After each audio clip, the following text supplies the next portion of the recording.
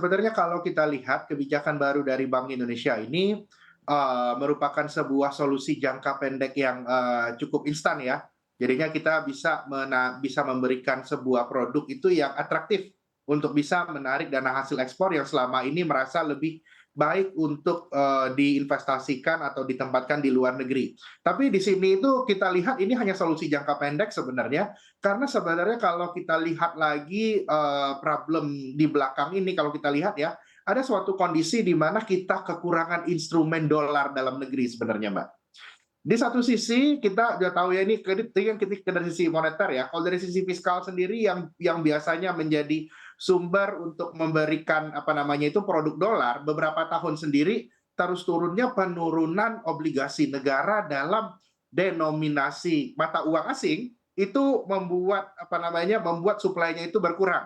Jadinya kurang suplai ini yang membuat tidak terlalu banyak pilihan apa namanya penempatan dana dan membuat orang pada investor itu menaruh lagi di luar negeri. Ya, kalau kita sama kita ketahui juga kalau deposito di dalam negeri itu dalam US dollar bunganya belum terlalu kompetitif. Jadinya kita lebih lihat ini akan menjadi solusi jangka pendek.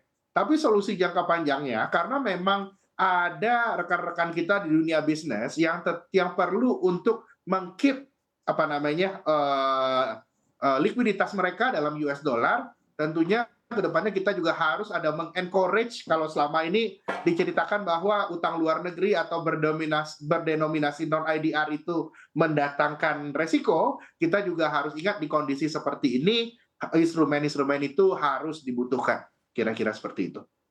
Jadi tanggapan dari Anda sendiri mengenai instrumen operasi moneter untuk memberikan insentif tersendiri terhadap eksportir ini masih menjadi solusi jangka pendek ya Mas Fahrul ya?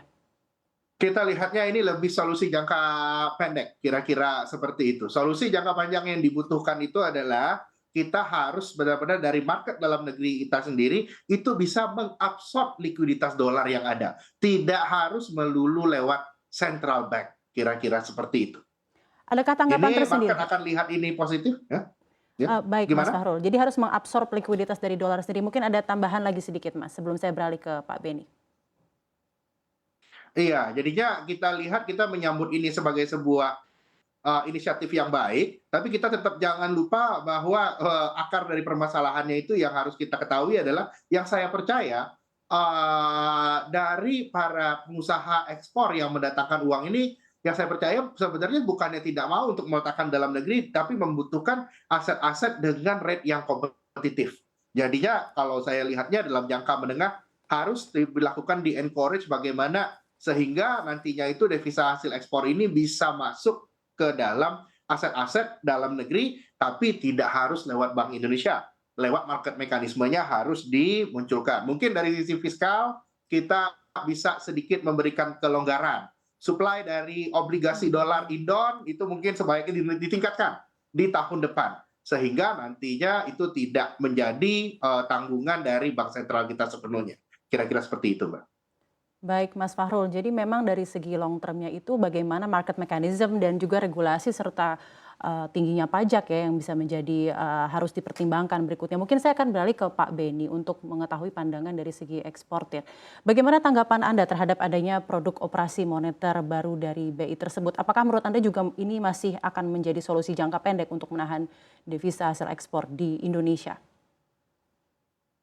Menurut saya ini setuju saya, ini jangka pendek ya. Karena seluruh eksportir kan diwajibkan harus meletakkan hasil ekspornya di dalam negeri dalam bentuk devisa. Makanya ada laporan DHE itu maksudnya. Hanya berapa lama bertahan di dalam negeri tergantung di dalam negerinya. Artinya kalau Pak Peri Marjo mengatakan ini hanya untuk industri sumber daya alam, saya bisa mengerti karena sumber daya alam itu kan marginnya cukup besar ya. Tapi kalau ini industri manufaktur, saya kira nggak mungkin.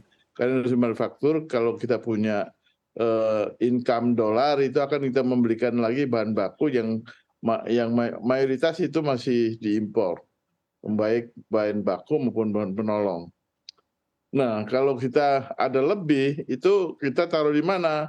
Paling taruh deposito. Kalau taruh deposito dalam negeri kan kira-kira masih di bawah 1%, atau mungkin kalau ada lebih juga 1% lebih dikit deh ya. Sementara tetangga kita Singapura buka pasar udah 3%.